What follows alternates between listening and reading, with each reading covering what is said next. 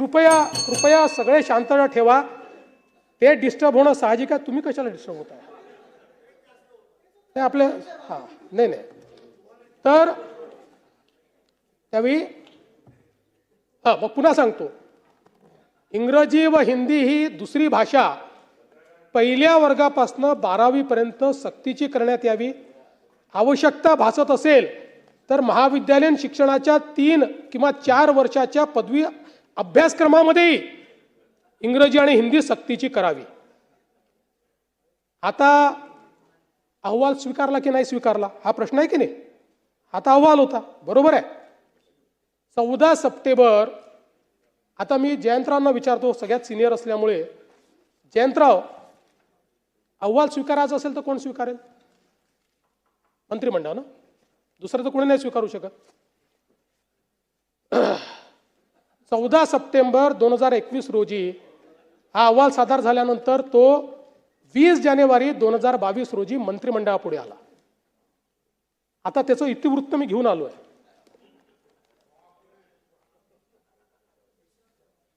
आणि नाही नाही असं नाही. विषय क्रमांक 5 नाही, विषय क्रमांक 5 डॉक्टर माशेलकर समितीचा अहवाल अवलोकनार्थ सादर.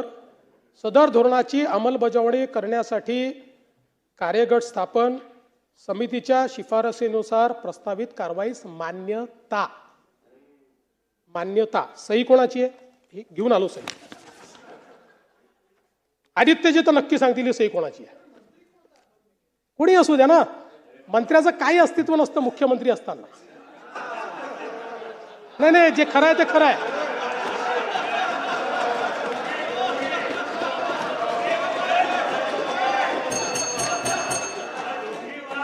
तुम्ही तुम्ही तुम्ही तुम्ही वेगळ्या पद्धतीने आनंदित होताय, पण मी सत्य तुम्हाला सांगतो की जेव्हा एखाद्या कॅबिनेटमध्ये मुख्यमंत्री असतात त्यावेळेस मुख्यमंत्रीच सर्वेसर्वा असतात, इतर कोणी नसतो.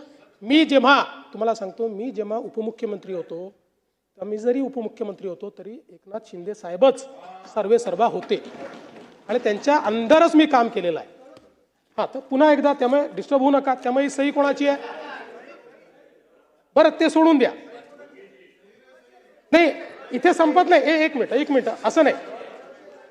थांबा जरा. हा,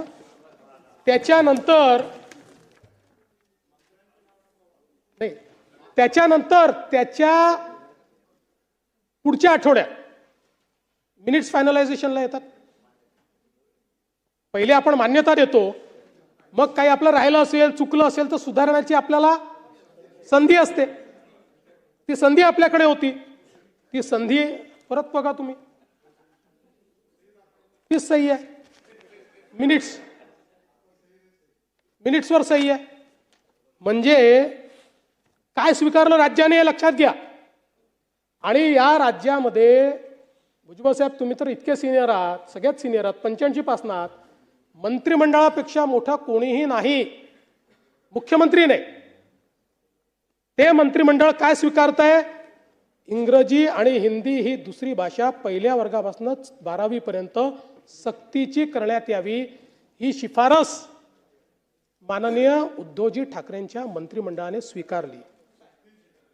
आता त्याचे पुढे जाऊन सांगतो, एकदा मंत्रिमंडळाने एखादी गोष्ट स्वीकारल्यानंतर GR काढण्याकरता मंत्र्याकडे जातं का? नाही जात.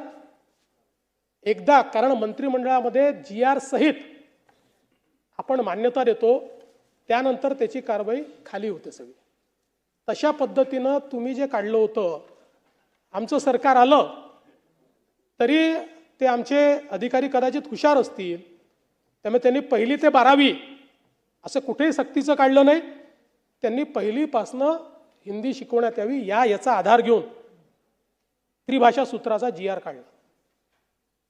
आणि आम्हाला काय ठोकला. म्हणजे मला कधी कधी आश्चर्य वाटतं की सगळं आपण करून म्हणजे करून सरून भागले देवपूजेला लागले.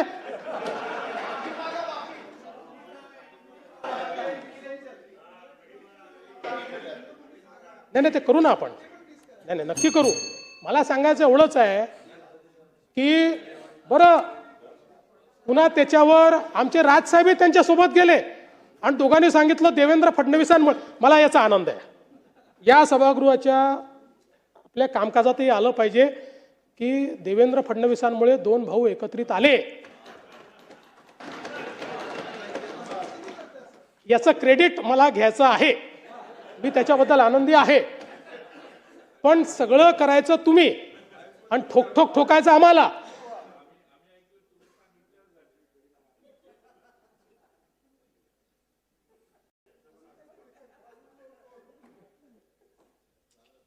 काही गोष्टी या दालनाच्या तिथल्या चर्चेच्या असतात. आणि म्हणून पुन्हा एकदा सांगतो, या राज्यामध्ये सक्तीची, आमच्या राज्यात तुम्ही काही निर्णय घ्या, आमच्या राज्यामध्ये सक्तीची फक्त मराठी.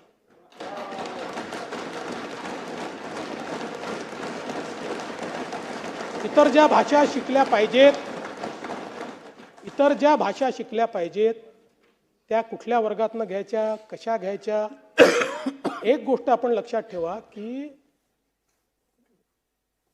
बहुभाषिक असणं हे महत्त्वाचं असतं. वेगवेगळ्या भाषा शिकल्याने मेंदूचा विकास देखील जास्त होतो. जगामध्ये आपण रेलेव्हंट राहतो. नाही असं आहे, नाही प्रश्न तो नाही. कोणी कुठल्या शाळेत शिकावं, म्हणजे आता राज्यातल्या मराठी माध्यमाच्या शाळा बंद पडत असल्याबाबत आता हा प्रश्नच आहे ना. म्हणजे हा मी मलाही विचारला पाहिजे, तुम्हालाही विचारला पाहिजे, यांनाही विचारला पाहिजे. आपण सगळे आपल्या मुलांना इंग्रजी शाळेत शिकवतो आणि इथे आपण सगळे चर्चा करतो मराठी शाळा बंद पडत आहेत. हा प्रश्न आहे ना. याच्या पाठीमागे नुसतं आपली भावना असून फायदा नाही आहे. जोपर्यंत आपण, आणि म्हणून मी पुन्हा पंतप्रधानांचा आभार मानेन की पहिल्यांदा माननीय पंतप्रधान मोदयांनी इंजिनिअरिंग मेडिकल पासून सगळं शिक्षण मातृभाषेत घेण्याची तरतूद केली.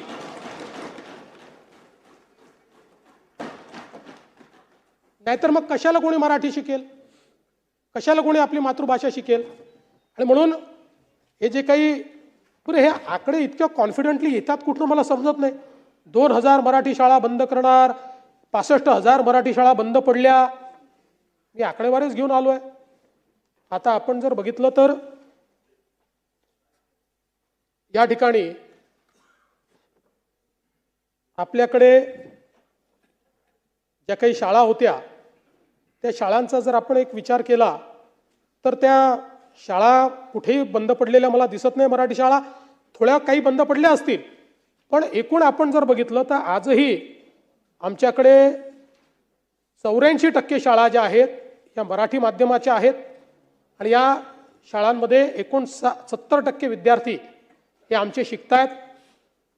जवळपास 16,000 शाळा त्यातल्या अर्थसहाय्यित आहेत, स्वयं अर्थसहाय्यित आहेत. आणि इंग्रजी शाळा ज्या आहेत त्याच्यामध्ये 65 लाख विद्यार्थी या ठिकाणी शिकतायत. आपला प्रयत्न आहे शेवटी मराठी शाळा ज्या आहेत या मराठी शाळांसोबत आपण मागे आपल्या सरकारने निर्णय घेतला की इंग्रजी देखील आपण शिकवू, जेणेकरून लोक मराठी शाळेतनं बाहेर पडणार नाहीत. पण मी तुम्हाला एक सांगतो की थोडा जर प्रयत्न केला तर मागच्या काळात, आणि आता पुन्हा मी तुम्हाला दाखवून देईल, मागच्या काळामध्ये मला आठवतं 2017-18 साली याच सभागृहात मी सांगितलं होतं जवळपास 50,000 मुलं खाजगी शाळा सोडून जिल्हा परिषदेच्या शाळेत परत आले होते. त्यामुळे आपण जर आपल्या शाळांचा दर्जा नीट ठेवला तर आजही लोकांची आपल्या शाळेमध्ये येण्याची इच्छा आहे.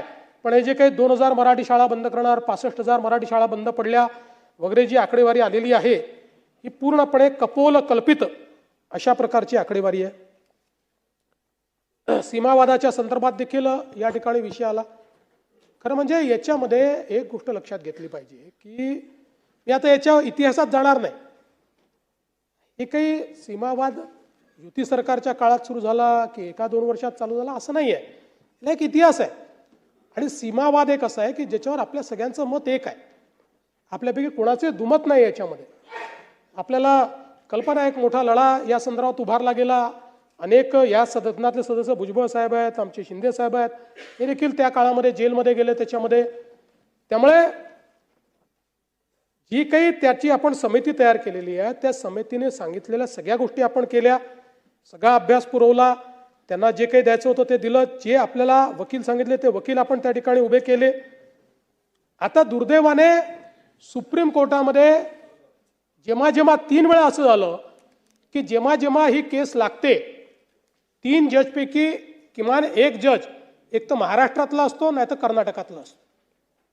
आणि या केसचा नियम असा आहे की हे त्यांच्या तत्वांप्रमाणे 3ही जज हे कर्नाटक किंवा महाराष्ट्रातले नको, नाहीतर मग काहीतरी बायस तयार होईल. आणि म्हणून सातत्याने हा दावा लावून घेण्याकरता आपला प्रयत्न चाललेला आहे. आणि त्याच्या व्यतिरिक्त आपल्याला माहिती आहे की आपण बऱ्याचशा योजना चालवतो. जयंतरावनी काही मागणी देखील केली, काही जागा वाढवल्या पाहिजे. जरूर त्याचा विचार आपण करू आणि त्या जागा सीमावर्ती भागातल्या लोकांकरता कशा वाढवता येतील याचा प्रयत्न आपण करू. शेतकऱ्यांच्या संदर्भात देखील अनेक गोष्टी या ठिकाणी सांगितल्या.